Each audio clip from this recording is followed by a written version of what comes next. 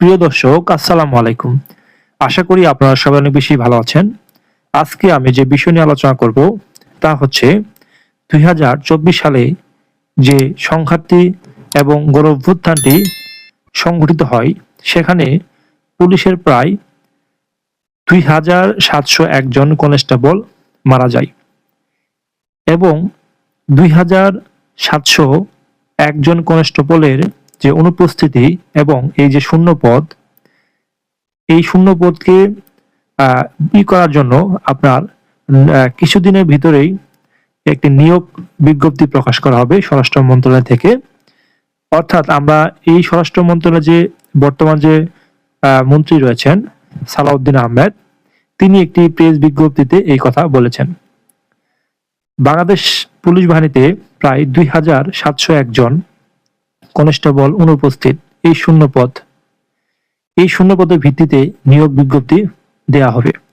অর্থাৎ আমরা এই তার যে কথা রয়েছে, তার কথা থেকে আমরা বুঝতে পারি ২০২৪ সালে যে সংঘাত বা গণঅভ্যুত্থানটি অনুষ্ঠিত হয় বা সংঘটিত হয়, সেখানে প্রায় ২,৭০১ জন কনস্টেবল মারা যায়। তার কথার ভিত্তিতে আমরা এটি বুঝতে পারি। এবং বিভিন্ন জায়গায় আমরা দেখতে পেয়েছি অনেক কনস্টেবল মারা গিয়েছে এবং তাদেরকে ঝুলিয়ে রাখা হয়েছে। এই যে বিশাল বড় একটি সংখ্যা যে পুলিশকে হত্যা করা হলো, সেই পুলিশের বিচার কি হবে কিনা তার কোনো নিশ্চয়তা দেয়নি স্বরাষ্ট্র মন্ত্রণালয়। কিন্তু ভবিষ্যতে যদি কখনো আওয়ামী লীগ অথবা অন্য কোনো দল ক্ষমতায় আসে, তাহলে অবশ্যই ২,৭০১ জন পুলিশের মারা যাওয়ার পেছনে যে কারণগুলো রয়েছে সেগুলো তদন্ত করে বিচারের মুখোমুখি করতে হবে আসামিদের। এটি যদি না হয় তাহলে পুলিশের মনে একটি ভয়ভীতি থেকে যাবে।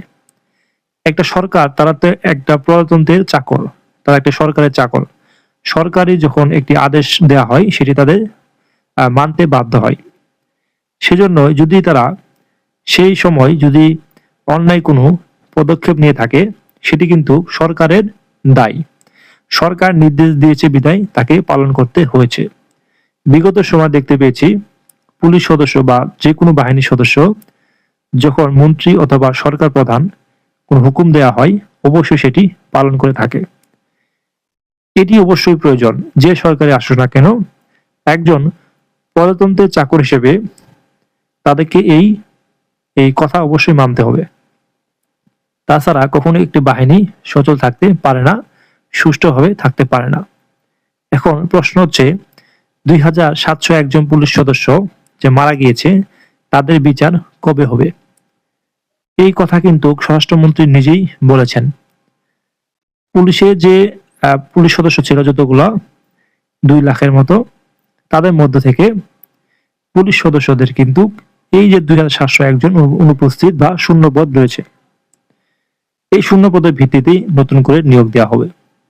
এবং সেই সাথে ২০০৬ সালে এবং ২০০৭ সালে যে সকল পুলিশ সার্জেন্ট তারা বিভিন্ন অকারেন্স বা বিভিন্ন ধরনের অপরাধে বা সন্ত্রাসী কাজে জড়িত থাকার ভিত্তিতে তারা কিন্তু চাকরিচ্যুত হয় এবং নিয়োগও বাতিল হয়। এদেরকে আবার নতুন করে চাকরি দেওয়ারও একটি কথা শোনা যাচ্ছে স্বরাষ্ট্রমন্ত্রীর মুখ থেকে। যদি তাই হয় তাহলে ২০০৬ সালে যাদের চাকরি হওয়ার কথা ছিল, তারা বিভিন্ন ধরনের অপরাধে জড়িত ছিল, তারা যদি এখন চাকরি পায়, তাহলে কিন্তু দেশে কিন্তু আইন শৃঙ্খলা রক্ষাকারী বাহিনীর নিরাপত্তার বিঘ্ন ঘটবে। সাধারণ মানুষ ভয়ভীতির মধ্য দিয়ে পার করবে। এই জন্য আমরা চাই নতুন করে যেন এই নিয়োগটা না দেওয়া হয় এবং যারা ২০০৬ সালে চাকরিচ্যুত হয়েছে, নিয়োগ বাতিল হয়েছে, তাদেরকে যেন বহাল রাখা না হয়। এই দাবি সাধারণ মানুষের।